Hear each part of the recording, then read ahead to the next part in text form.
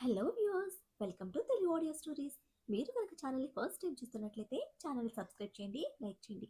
అలానే కథపై మీ విలువైన ఒపీనియన్ని కామెంట్ రూపంలో తెలియజేయండి. ఇక కథలోకి వెళ్దామా? వీడియో చూస్తున్నందరూ కింద కనిపిస్తున్న హైప్ ఆప్షన్ యొక్క వీడియోని ఎంకరేజ్ చేయండి. ప్రీతి సెట్ అయ్యే వరకు వాళ్ళకి ఆ పెయిన్ తప్పదు, అది తప్ప అన్ని క్లియర్ అని చెప్తూ ఉండగానే వినిపిస్తున్న షట్టర్ సౌండ్కి తిరిగి చూస్తూ, మీ సీతయ్యని వదిలించుకుని వచ్చేసరికి లేట్ అవుతుంది, వెయిట్ చేయకుండా పడుకో అని సహస్రకు బాయ్ చెప్పి కాల్ కట్ చేసి యోగేందర్ దగ్గరికి వచ్చిన రాజ్ చెంప చెళ్ళు మనిపించి ఒక్క మాట కూడా మాట్లాడకుండా డ్రైవర్ని పిలుస్తూ వెళ్లారు యోగేందర్. నా హంస పెట్టిన తిండి తిని నునుపు తేలానని కుళ్ళుకుంటున్నాడు అని చంప రుద్దుకుంటూ, ఈయన గారిని ఎండుకట్టెల తయారవమని నేను చెప్పానా? ఏంటో, అందంగా ఉంటే అమ్మాయిలు మాత్రమే కాదు, వాళ్ళ బాబులకు కూడా నచ్చటం లేదు అని నసుకుతూనే నెమ్మది అడుగులతో మామని ఫాలో అయిన రాజ్ కాస్త దూరంలో నిలబడ్డాడు. ఒక్కోసారి ఆకాశం విరిగి మీద పడుతున్నా కాదలని బండరాయిలా ఉంటాడు, ఇంకోసారి వినిపించుకునే మెదడికే కాదు, చేరవేసే చెవులకు కూడా చిరాకు పుట్టేలా చేస్తాడు. ఆడపిల్లలు కూడా ఇంత భయంకరంగా ఉండరు అని అయ్యగారి గొనుగుడికి ఇరిటేట్ అవుతున్నారు యోగేందర్. ఇంతలో పోస్తున్న వాటర్ ఆగిపోవడంతో తలెత్తి చూసిన యోగేందర్కి రాజ్ని పట్టి పట్టు చూస్తూ కనిపించాడు డ్రైవర్. అంటూ సౌండ్ చేసేసరికి ఉలికి పడుతూ చూసిన డ్రైవర్ ఆగిన వాటర్కి క్షమించండి అయ్యా అంటూ మళ్ళీ హడావిడిగా నీళ్లు పోస్తూ ఉంటే వాడిని చూసిన పాపానికే క్షమాపణ చెప్పించి కంగారు పెట్టించాడు. ఇంతకు మించిపోతే ఏమవుతుందో అని హెచ్చరిస్తున్న యోగేందర్లో ఒకలాంటి జెలసి. అది కనిపెట్టేంత బ్రెయిన్ లేని డ్రైవర్ దిబ్బరొట్టి మొహాన్ని నేలకు రాసిచ్చాడు. ఓయ్ సీతయ్య, నీతో ఉన్నానని నీ చిన్న కూతురు క్లాస్ పీకింది, నీ క్లాస్ కంప్లీట్ అయితే ఇంటికి వెళ్ళాలి అని నిలబడిన చోటు నుంచే అరుస్తూ ఉడికిస్తున్నాడు అయ్యగారు. టిష్యూస్తో వేగంగా రాజ్ దగ్గరికి వచ్చి, మారవరా నువ్వు? కొంచెం కూడా సిగ్గులేదా? నీ పెళ్ళాన్ని చంపిన హంతకుల్ని వదిలేశావు, వాళ్ళకి హెల్ప్ చేసిన ఈ లఫ్ట్ గాన్ని నా చేతికిచ్చి గొప్ప ఫోజులు కొడుతున్నావు, అసలు ఏం చూసుకుంటా నీకింత బల్పు అంటూ మామగారు క్లాస్ స్టార్ట్ చేయడమే. ప్రతిసారి నా కూతురు అనే మామ నోటి నుంచి నీ పెళ్ళమని వింటున్న రాజ్ పెదవులు వంకరగా సాగాయి. ఆయన ఫుల్ స్టాప్ వేయకుండా తిడుతూ ఉన్నా కూడా మామగారు మన్నింపు దొరికిందన్న హ్యాపీనెస్ తో, నీ చిన్న కూతుర్ని మిస్ అవుతున్నాను సీతయ్య అంటూ బోన్స్ విరిగిపోయేంత గట్టిగా వాటేసుకున్నాడు రాజ్. ఆ క్షణం ఊరుగాలిని అరచేత బంధించినట్టు అయిపోయారు యోగేందర్. తెప్పరిల్లిన మనసు కన్నీళ్లను ఆశ్రయిస్తూ ఉంటే రోమాలు నిక్కబడుచుకున్న శరీరం నెమ్మదిగా కోపాన్ని మొండితనాన్ని వదిలేస్తూ రాజ్ భుజాల మీద భారం మోపింది. భారం తీరిన గుండెలోని ఆర్తి, అభిమానం, ఇంకా కృతజ్ఞత అన్ని కలిపి రాజ్ షోల్డర్ నిమురుతూ, కొత్తగా ఈ సీత ఏంటి అన్నారు బింకం చూపిస్తూ. నీ చిన్న కూతురు నీకు ముద్దుగా పెట్టుకుందిలే, సీతయ్యకి ఏమాత్రం తక్కువ లేవని పెదనాన్నను కొట్టేశానని ఆ రోజు భలే ఫీల్ అయింది అని చెప్పి, ఆయన ఆ లయలా కొట్టించుకున్నావు సీతయ్య అని పెంటకార నింపిన కవ్వింపుతో ఉడికిస్తూ ఉంటే అంతే చురుగ్గా రాజ్ని వెనక్కి తోసి యాంగ్రీ బర్డ్ మోడ్లోకి షిఫ్ట్ అయ్యారు యోగేందర్. నీకు ఈ ఎక్స్ప్రెషన్ కరెక్ట్ గా ఉంటుంది, చిన్న పిల్లల చంకలెక్కడం లాంటివి పెట్టక సీతయ్య అని హగ్ చేసుకున్న చోట షర్ట్ దులుపుకుంటూ బలుపు చూపిస్తున్నాడు మన బాబు. ఆ మామ ఏమైనా తక్కువ తిన్నాడా? నా చిన్న కూతురు చెప్పింది, విషిత మెమరీస్ కోసం కట్నంగా నేనిచ్చిన నా ఇంటికి లాస్ట్ డే నా చిన్న కూతుర్ని తీసుకువెళ్ళావంట, చిన్న పిల్లల ఏడవడం ఏం బాగాలేదు అని పెదవి పీరుస్తూ ఉంటే చేష్టలుడిగా చూస్తున్నాడు రాజ్.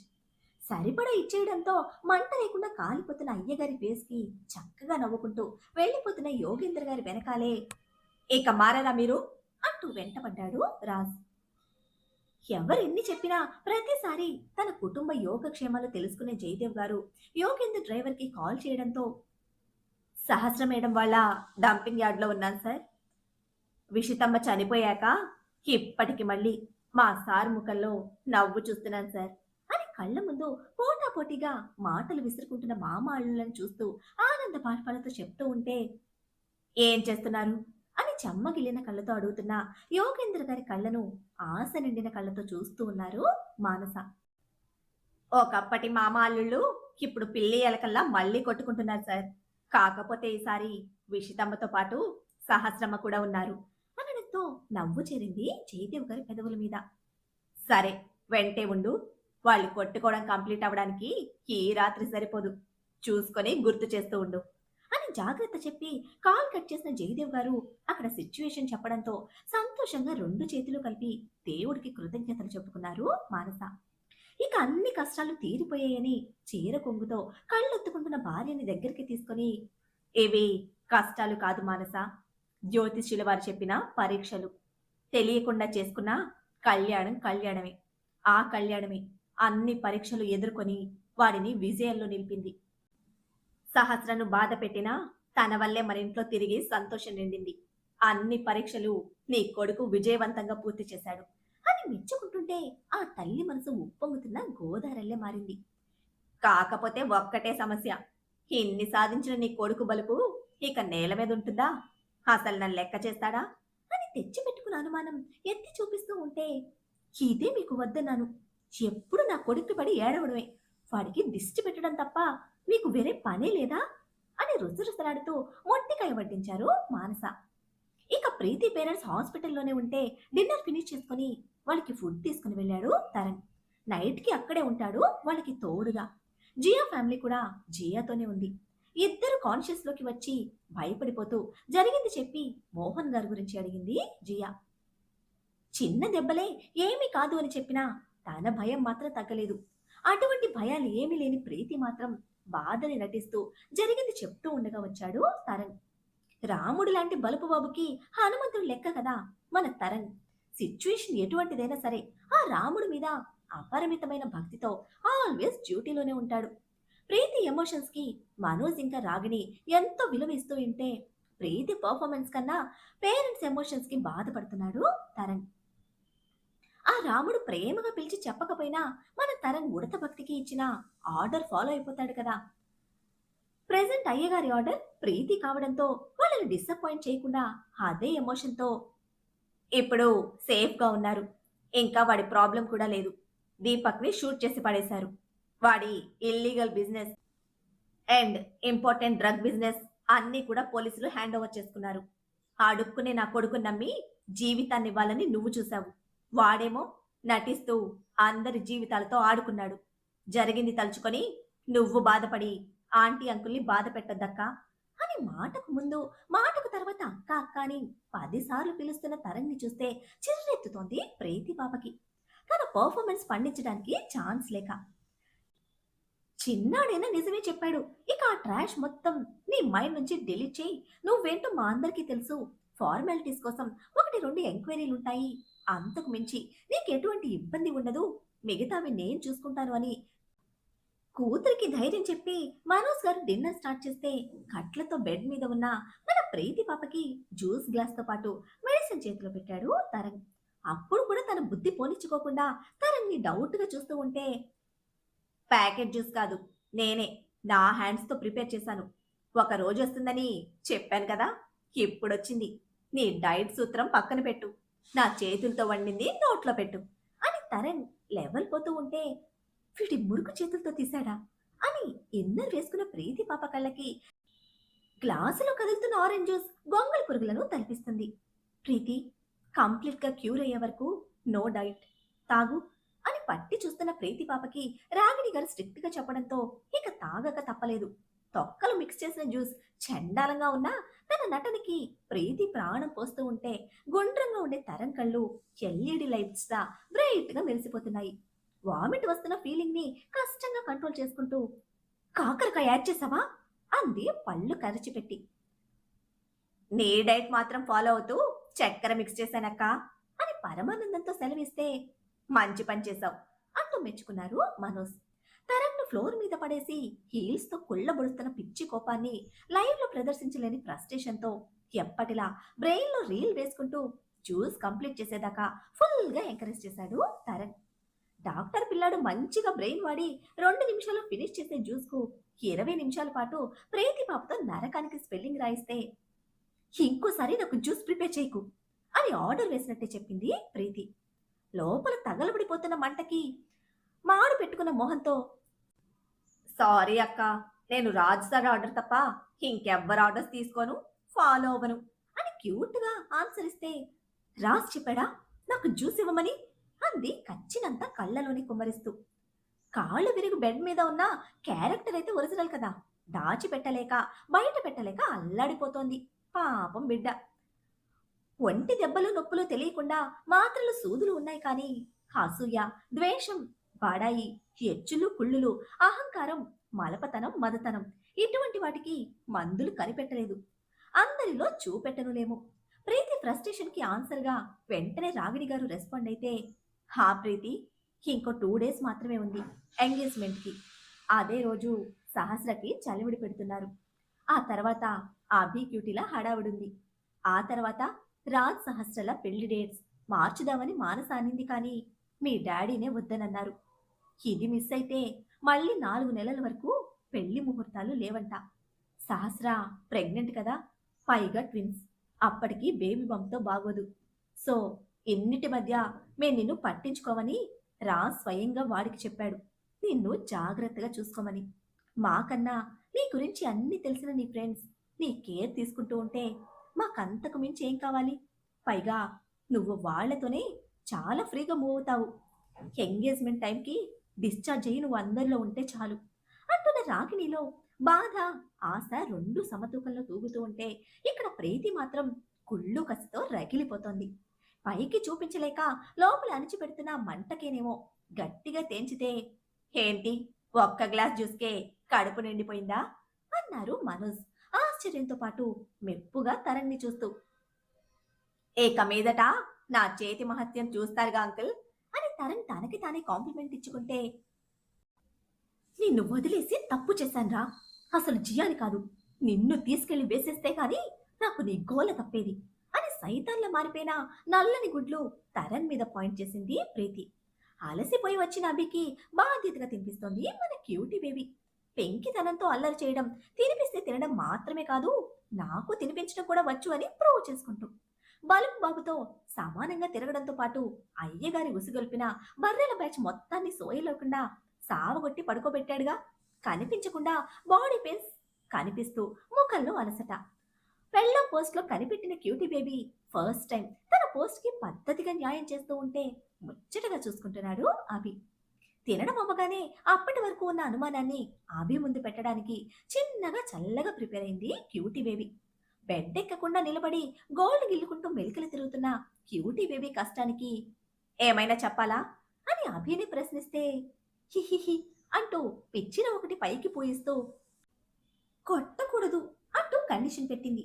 పడుకునేవాడు లేచి కూర్చుంటూ, కొట్టించుకునే పని ఏం చేశావు అన్నాడు కనుబొమ్మలు ముడివేస్తూ. ఇదిగో మొదలు పెట్టక ముందే మొహం అలా పెట్టావు అని సీరియస్నెస్ తెచ్చి పెట్టుకుంటున్నా ఆమె బుగ్గలు లాగి, నేనేమి చేయలేదు, చిన్న డౌట్ అడిగాక కొట్టకూడదు అని అంటే, సరే చెప్పు అంటూ బాడీ అడ్జస్ట్ చేసుకుంటూ కూర్చున్నాడు మన లాయర్ బాబు.